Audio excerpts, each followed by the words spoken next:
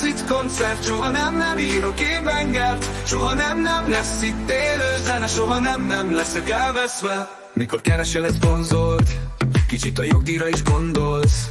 Őszinte voltál mindenben, de az én tüdőmben letapadt a pernye. Érdekes, hogy a világot mind ugyanúgy látjátok. Kéne neked is egy A6-os, nekem meg elég englángos. Tudod, én leginkább annak zenélek, aki az iskolába már kilépett, és a nagybetűsbe már belépett, akit az élet már megtépett, akinek többet jelentett egy normálisan kifejtett, mélyebb lélegzett a parkban, és egy kúsban szusszan.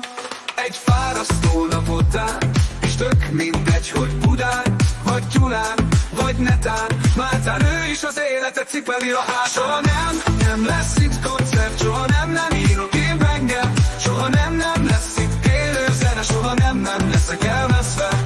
Azok, akik az alter felé mennek, hadd szedjek le egy kis terhet. Tudom, van hely a sebben az exnek, vagy egy elhagyott szeretőnek. Ezeket jöttem a fejemből kipucolni, hogy a szíved újra kezdjen dobogni. Nem kell mindent magadhoz láncolni, aki igazán szeret, nem fog el. Soha nem lesz itt koncert, soha nem írok én bengert, soha nem lesz itt élő zene, soha nem leszek elveszve.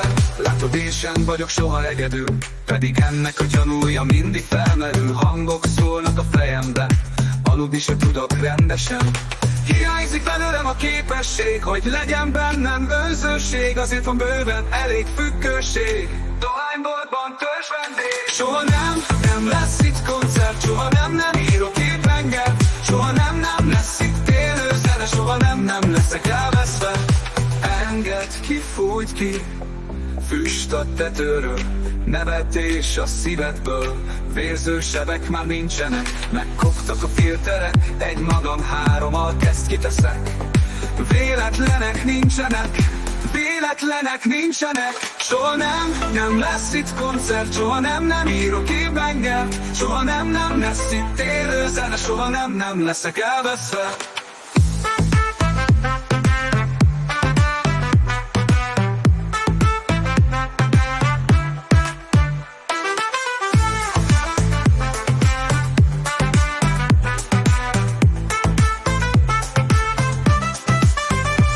Soha nem lesz itt koncert, soha nem írok én bengert, soha nem lesz itt élő zene, soha nem leszek elveszve.